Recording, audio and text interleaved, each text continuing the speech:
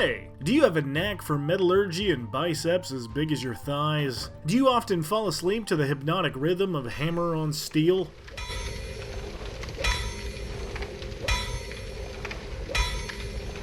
Well, congratulations! You might be a Forge Cleric. But what is a Forge Cleric? Well, dust off the anvil, light a bunch of shit on fire, and prepare to put every blacksmith in a 5-mile radius out of business because we're gonna bring the hammer down. You guys know the feeling of making something with your bare hands? Even if it's as complicated as a wooden sailboat or as simple as macaroni art, there's a sense of pride that comes with knowing that you've created that thing. But for some, that sensation goes beyond winning first prize at the craft fair for your erotic soaps and becomes a more religious experience. That's where we find the Forge Cleric. Much like guys who spend way too much time watching sword crafting videos on YouTube or dads obsessed with the History Channel, this subclass dives into that feeling of creativity through elbow grease. But being a Forge Cleric goes much deeper than doing a few prayers while you hammer out a horseshoe. Instead, your passion for the craft of smithing has granted you divine favor from the gods of creation. And while a Forge Cleric can be from any race or nationality, dwarves are usually the favorites among the gods of smithing, especially the soul forger himself, Moradin. But don't let those old celestial dorks force you down a path you don't agree with. Your talent for turning slabs into stabs sets you apart from the amateurs. So much so that even the grumpy sky daddies have to take notice, whether you follow them or not. But first, do you guys remember Obvious Mimic? Do you need a little more D&D in your life but can't find the right outlet? Well, you're in luck because today's sponsor has you covered. That's right, I'm here once again to talk to you about the solo adventure book, The Dwarves of Langston, as it is one of my favorite ways to introduce a new player to the flow of D&D. This 5e compatible adventure requires no players, no DM, just you, the book, and a character sheet. I had a ton of fun on my playthrough of The Dwarves of Langston, and the PDF version comes with clickable prompts, making the progression through the story an absolute breeze. But Obvious Mimic has also come out with a line of D&D t-shirts like my favorite, Owlbear Ridge Bed and Breakfast, or try out some brain-altering mind-bending and Mind Flayer's Hypnotherapy. You can get these and many more in their Wish You Were Here and Side Hustle collections at the links in the description, so go there and look as cool as I do in my Underdark shirt. Or grab the Wolves of Langston today, but tell them Yimba sent you. A big thanks once again to Obvious Mimic for sponsoring the show, and now, back to the video.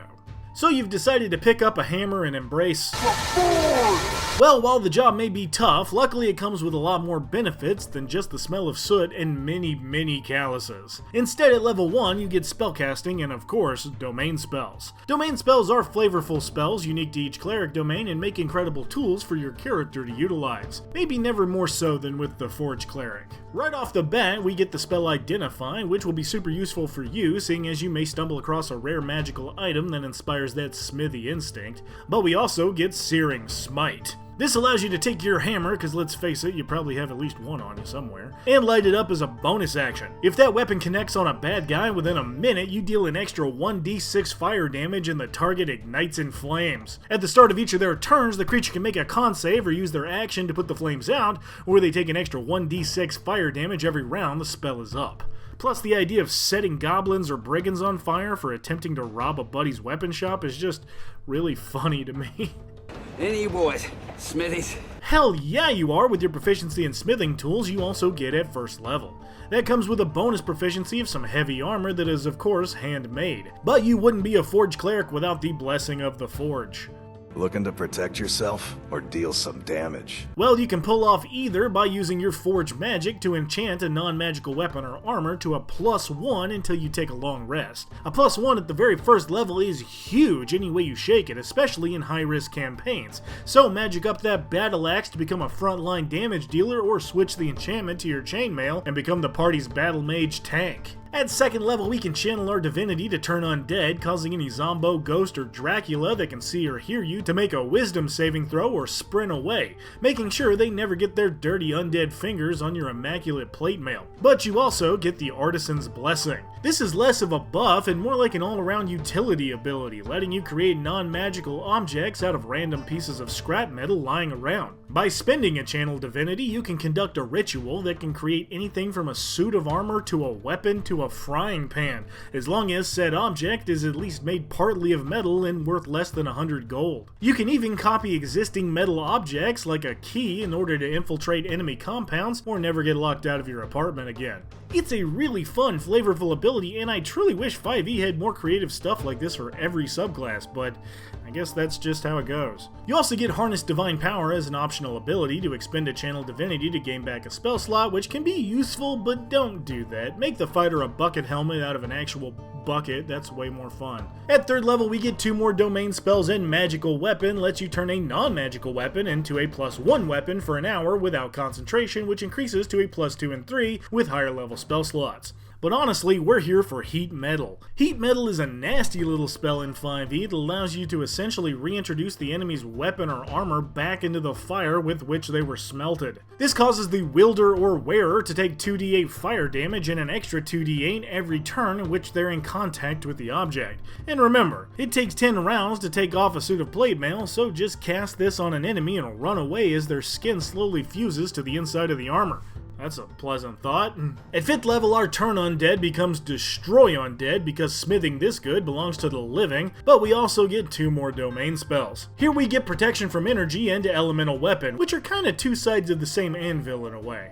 That's a phrase, I'm sure of it. But essentially allows you to imbue your defenses in order to resist the effects of acid, cold, fire, lightning, or thunder damage, or load up your weapon with a +1 and deal a d4 of acid, cold, fire, lightning, or thunder damage on a hit. Both are great in different strategic situations, but I'm taking the fire hammer because I'm a glutton for punishment. Speaking of that, all your time spent over hot iron has given you permanent resistance to fire damage with Soul of the Forge. And if that wasn't cool enough, you also get an additional +1 to your AC as long as you're wearing heavy armor. That's on top of any fighting styles or the bonuses that a magical piece of armor may give you already. They all stack together. And because fire damage is one of the most commonly used damage types in 5e, your Forge Cleric just became the party tank, shrugging off hits and damage like an absolute pro. 7th level gets us 2 more domain spells, and while Wall of Fire is incredible and lets you raise a fiery barrier to surround your enemies or protect your allies, I want to talk about Fabricate. This is an odd little spell that essentially lets you create objects over a 10-minute period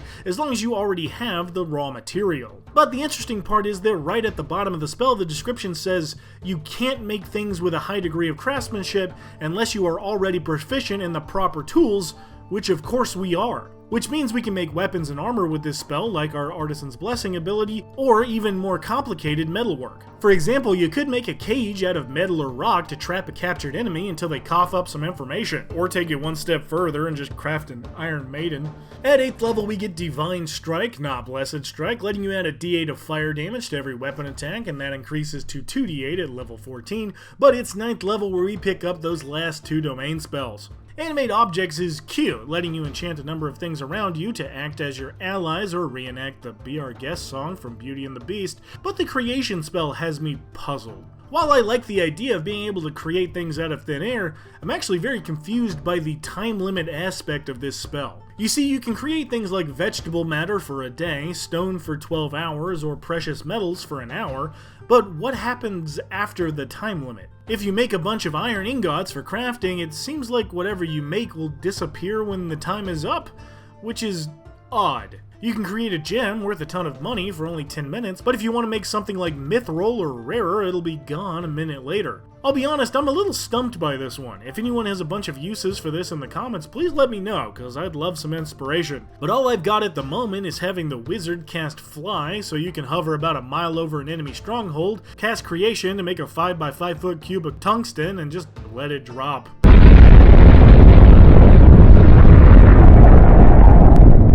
10th level, we get the ultimate cleric ability with the Divine Intervention. This allows you to communicate directly with your god, meaning your DM, and call on them for some divine aid. This can come in many forms, usually the effect of a cleric spell, but be specific in what you need and your DM should facilitate. Like asking for a new weapon that can defeat the big bad evil guy or gaining knowledge on the location of a lich's phylactery.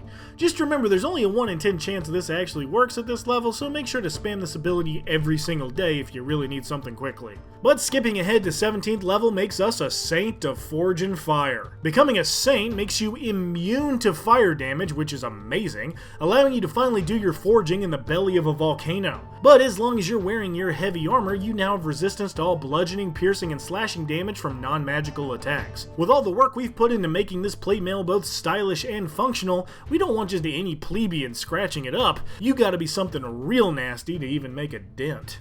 And that's pretty much our capstone. Sure, at 18th level we can channel divinity 3 times per day, and at 20th level we can automatically succeed on our divine intervention, but I'd say becoming a saint is pretty much the clericiest thing a cleric can do. So is the Forge Cleric as crafty as it appears to be?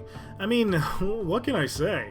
I think I'm smitten, guys. You know, this series has its ups and downs, and while I have a lot of love for many of the subclasses I've done, every once in a while I get to dig into something I haven't really explored yet, and it just tickles that D&D lizard brain in a new way. Needless to say, the Forge Cleric does just that, with its endlessly creative options and mountains of versatility. Not to mention this subclass is just a love letter to dwarves in general, being perfectly suited for their unique dispositions. On top of that, I really love the way you can just make stuff all the time to outfit your party like a genuine blacksmith, which gives you a distinctive role in the party over just team healer. You can heal, but you can also fight, and oh boy can you defend. Getting all those buffs to your AC lets you do a lot more than just get in the way. It lets you mix it up with the best of them. Add on top of that your immunity to fire damage and permanent resistance to the most common damage types, and you are just a wall of nasty, daring a baddie to take the first swing. I didn't really even get a chance to mention all the cool, flavorful cleric spells you can pick up, but the versatility to be a backline battle mage or a frontline brawler make for a genuinely impressive combat cleric. But your true home is behind the anvil, crafting weapons and armor for your crew. Your abilities to change things into other things gives you the options needed to load out your party in whatever the upcoming fight may require,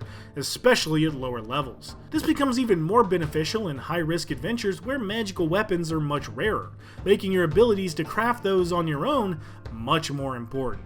So if you can somehow make a battle axe out of a few boxes of rusty nails, have ever used an active volcano as a makeshift jacuzzi, and are the bane of every small town smithy with your proclivity for making their armaments store look like a place even a horse wouldn't buy their shoes in, guess what? You might be a Forge Cleric.